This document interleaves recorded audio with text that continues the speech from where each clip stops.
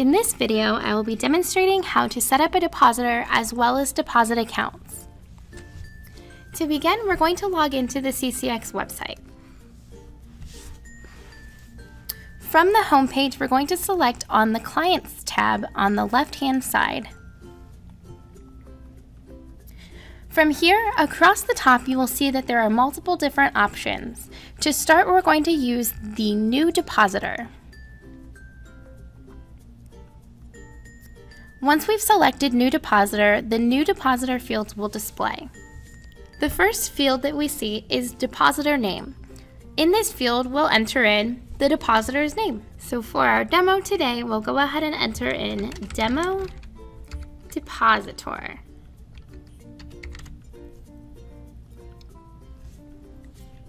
The next field is going to be the company ID. This is where you would enter in the ID for your depositor.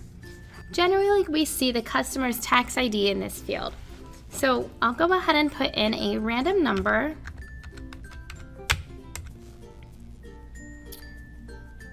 And then the next field will be the financial institution. This field will be pre-populated with your financial institution's name and routing number as the FI offering the service. So if we select the drop-down next to financial institution, we'll see that we only have the one option. The next field we'll see that we can edit is going to be the office.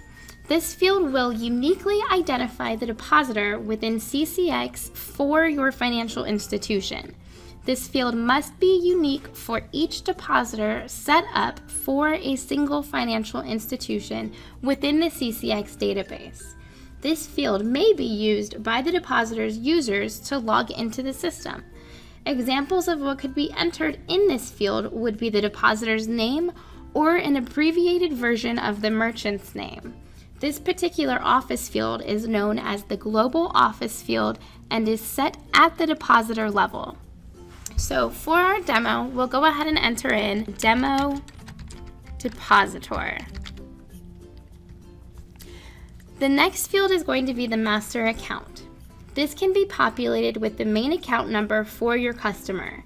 This field is a reference-only field and will be only used by FIS as a reference when your financial institution is billed for this depositor. This is not the field CCX is extracting data from when the customer makes a deposit. So I'm going to go ahead and enter in a demo account number.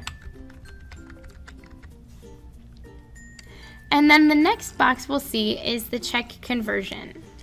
This box will be selected if your financial institution has opted to use the ARC or BOC conversion features within CCX.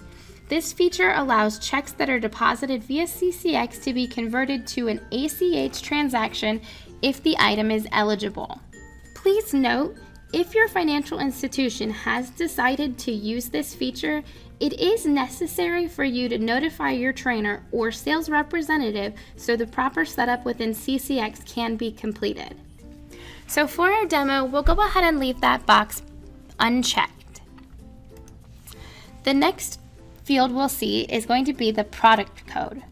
The product code field is a 10-character maximum length free form, meaning alpha or numeric characters can be used, user-defined field. This field is optional and does not require input. Information in this field will be reported within all FI CSV reports configured at the FI request for report download.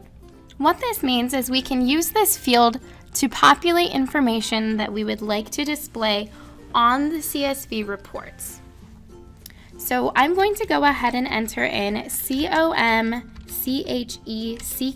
for commercial checking. The next field we'll see is the SIC code. This field contains a drop-down with various standard industry codes for types of businesses and services industries. This field is optional and does not require input. However, information in this field will also be reported within the FI CSV reports. So if we select the drop-down, we can see that there are multiple options listed that we can use. Additionally, if you know the code that you are planning on using, you can enter that in and it will display. For instance, I've entered in 3571 and that shows as electronic computers. The next field that we can enter in information is the risk code. FIs may choose to use this field to manage risk rating of their customer base. This field is free-form, allowing for alpha and/or numeric values. This field is included within all CSV reporting that reports on SIC and product codes. So since this is an optional field, I'm going to go ahead and leave this one blank. The next box we'll see is the depositor level limit. FI should select this box if they would like the depositor's deposit account limits to be enforced at the depositor level versus at the deposit account level. Once selected, the daily limit field will become a required field. So as you can see, if we have the box selected next to depositor level limit, that makes the daily limit field below it a required field, as we can see since it is marked by an asterisk. However, if we uncheck that box, we can see that the daily limit field is no longer required. So I'm going to go ahead and leave the depositor level limit selected, and I'm going to leave the daily limit set at 500,000. The amount entered into this field will be the maximum limit allowed for deposits across all depositor accounts within the system per day. The next field that we'll see is the daily limit count. This field limits the number of items that can be deposited within a single day. For instance, if we'd only like our customer to be able to deposit 100 items per day, we would enter in that value here. So we'll go ahead and enter in 100 into the daily limit count. The next box is the FI approval. What this would do is require that all items submitted by our depositor be approved by a bank employee. So for today, we'll go ahead and leave that unchecked, allowing our merchants to do the approvals themselves. The information at the bottom is going to be contact information that can be entered in for the depositor. It is not required, but it does allow you to enter in information regarding your depositor. So once you've entered in all of the information as you would like, we can go ahead and select Save. Once our depositor has been created, the next thing we'll need to do is set up a location. Each depositor is required to have one location, but can have multiple locations configured. So what we'll do is select New Location from the options across the top, and then we'll choose the depositor that we want to add the location to. So we're going to go ahead and select our demo depositor, and then we'll see multiple fields available for our new location. The first field we'll see is the location name. This field will identify the location for the depositor and the financial institution. Examples of what you could use here are an address, a city, branch name, etc. If your depositor only has one location, you may name the location the same as the business if desired.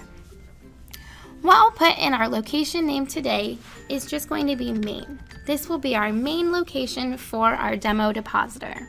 The second field is the office.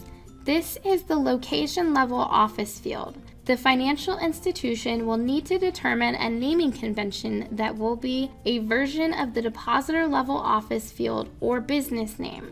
However, the field name cannot be the same as the depositor level office field, as the field must be unique throughout the system and cannot be duplicated. So what we can enter into the office field could be an address number. So since this is our main location, we could put in the address of that main location in the office field. So today, let's go ahead and enter in 9876. Then the next field that we'll see is the store ID. If the depositor has a store ID for the location, you may enter it here. Many locations will not have a specific store ID. So if the location does not have a specific store ID, you may enter in values such as 1, 2, 3, etc. into the store ID field. So we'll go ahead and enter in 1. Now again, you'll also see that there is contact information that can be listed for the location. Again, this is not required, but it does allow for an area to enter in contact information if you needed to. So once we've entered in our required fields, we'll go ahead and again select Save. Now that our location has been created, we can go ahead and add in our deposit accounts. So we're going to go ahead and select the New Deposit link from across the top. Once we've selected that, we're going to select our depositor. So we'll go ahead and select Demo Depositor. And then we'll see the new deposit page display. We can see that the depositor name is listed as Demo Depositor, and we can see that the first field that we can manipulate is the location. Now, since we only have one location, if we select the drop-down bar, we'll only see that there's one option. This is where if you have multiple locations configured for your depositor, you would be able to select the location that the deposit account is being added to. The next field is the deposit description. This is where you would enter a unique description for the deposit account. For example, Southside Avenue payroll account. Whatever is entered into this field will print out on the virtual deposit ticket during processing. So for the deposit description, I'm going to go ahead and enter in payroll account. Then the next field we'll see is the check truncation option. If we select the drop-down, we'll see the different options that we have available. Your financial institution may have more or less options on this. You want to make sure that you're using the option that your financial institution has set up. The Image Exchange Network option is always available regardless of what other options your financial institution has selected. I am going to go ahead and stick with the Endpoint Exchange Network as that is the default for our demo financial institution. The next field we'll see is the deposit account name. The deposit account name is the name of the deposit account which is being used for a deposit. So this could be the account name of the settlement account to which the funds are credited. An example may be main operating or payroll. So again, since we're going with a payroll account, I'm going to go ahead and name this account payroll. The next field that you'll see is the ACH credit routing number. This should populate automatically with your bank's routing number. The second field you'll see is going to be the deposit account number. This is where you would enter in the account number for the deposit you are setting up. So again, we're going to enter in a demo account number. The next field is the ACH payment description. If using the check conversion feature, enter a description for the entry to be displayed to the check writer. On his or her statements, if the check is converted to an ACH transaction. For example, ABC Company gas bill, insurance premium, or ABC Company purchase. If your financial institution is not using the check conversion feature, enter NA into this field. So since we are not using the check conversion feature with this depositor, I'm going to go ahead and enter in NA. The next field we'll see is the individual ID. This field will be pre-populated with the company ID that was entered at the depositor level. If necessary, this field can be changed at this account setup level and will be used for settlement credits. The next field is the individual name, which again will be pre-populated. This will be the name that was set up at the depositor level for your company. The next field is the ACH company ID, and again this will be pre-populated with the company's ID. Since this was set up at the depositor level, this generally will display as the tax ID for the company. Then the next field is the ACH company name, which again will pre-populate as this is set up at the depositor level. The next field is the discretionary data. If your financial institution is going to be using the check conversion feature in CCX, you could enter an additional text here that will display on the check writer's statement. Since we are not using that feature, we're going to go ahead and leave that field blank. The next field is the settlement group. This field will contain the parameters that determine how the virtual credit is credited in CCX. The field will be pre-populated. So if we select the dropdown, we can see the different options that we have as far as the settlement group. I am going to go ahead and go with the default since that was what was pre-populated for us. The next required field that we'll see is the cutoff time. The cutoff time will determine the effective entry date of the transactions. The depositor must have their deposits closed and approved by the cutoff time chosen here to get same-day credit for that deposit. Deposits that are approved after the cutoff time will be processed the next business day. The cutoff time must be the same as or earlier than your financial institution's latest file release time. This is set and communicated to you by your FIS trainer. So the cutoff time that I have listed is 5 p.m. Central. Now the next thing you may notice is that if you have not opted to use the depositor level limits, then you may also have a field here listed for daily limit. This is where you would enter in the maximum amount per day that you are going to allow the depositor to deposit into this specific account via CCX. If the depositor exceeds this amount, additional approval will be required by your financial institution. Now, since I have selected depositor level limit to be enforced, I do not have that option. Now, the next field that I do have available is the pay limit. This is the maximum dollar amount per item that you will allow the depositor to deposit into an account. If the depositor exceeds this per item amount, additional approval would be required from your financial institution. So I'm going to go ahead and leave the default that I have here at $50,000.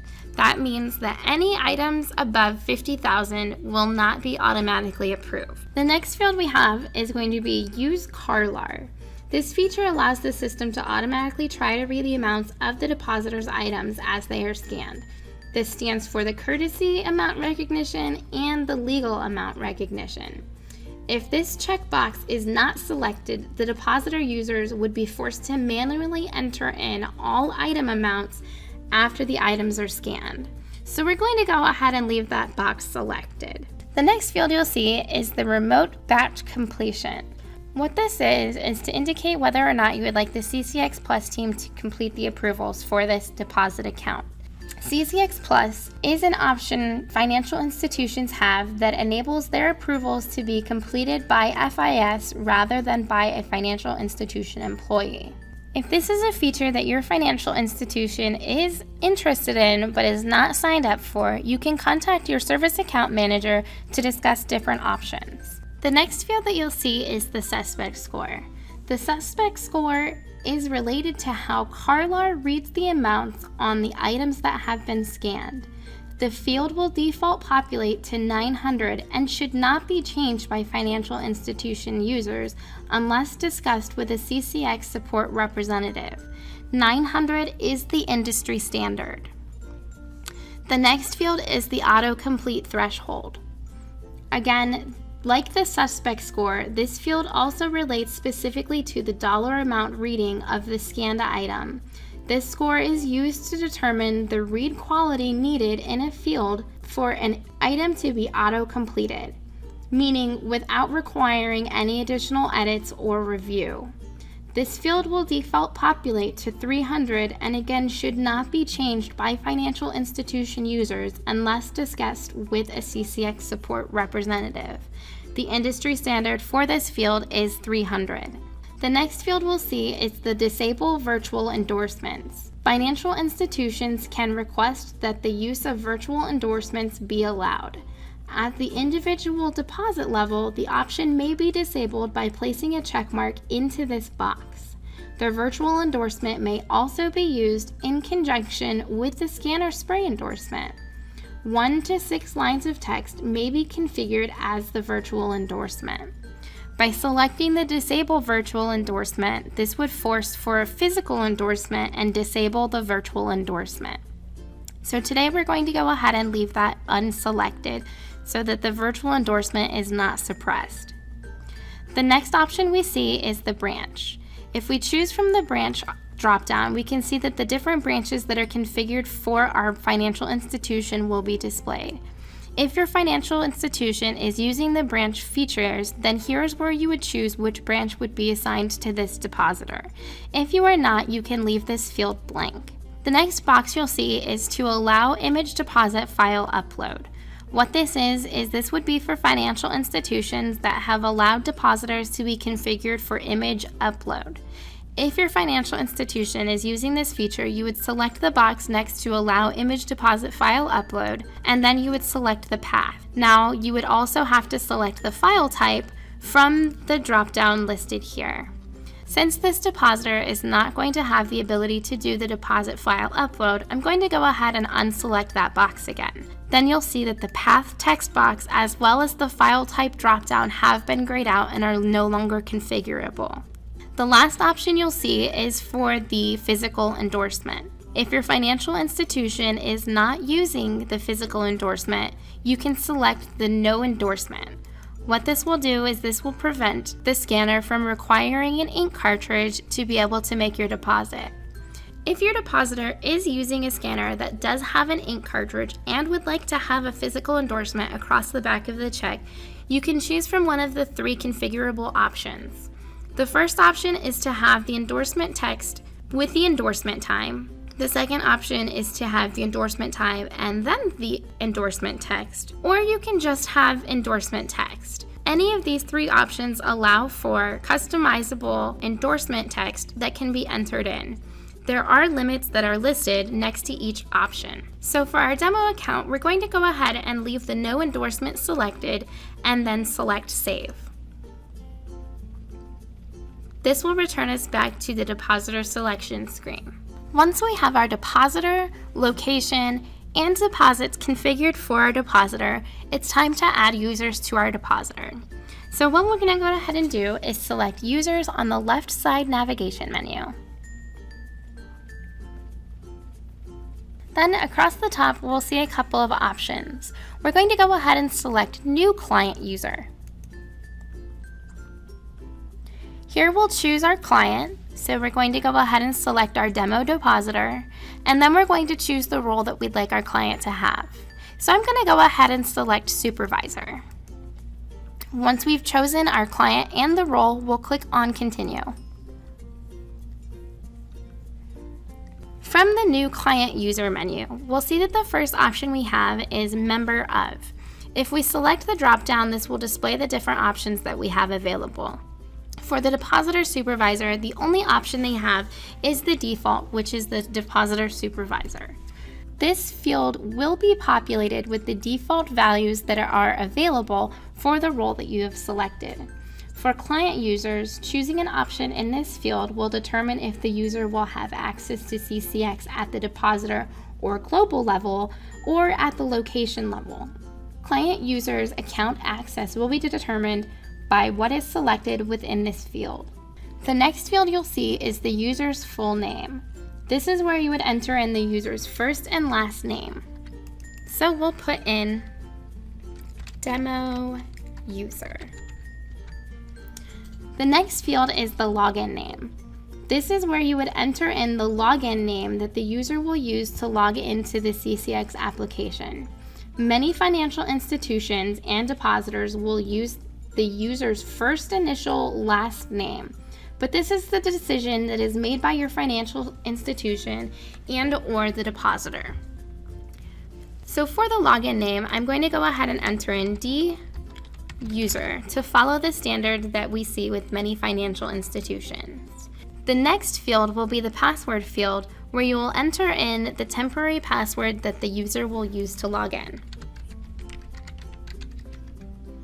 The next field will be to confirm the password you've just entered in.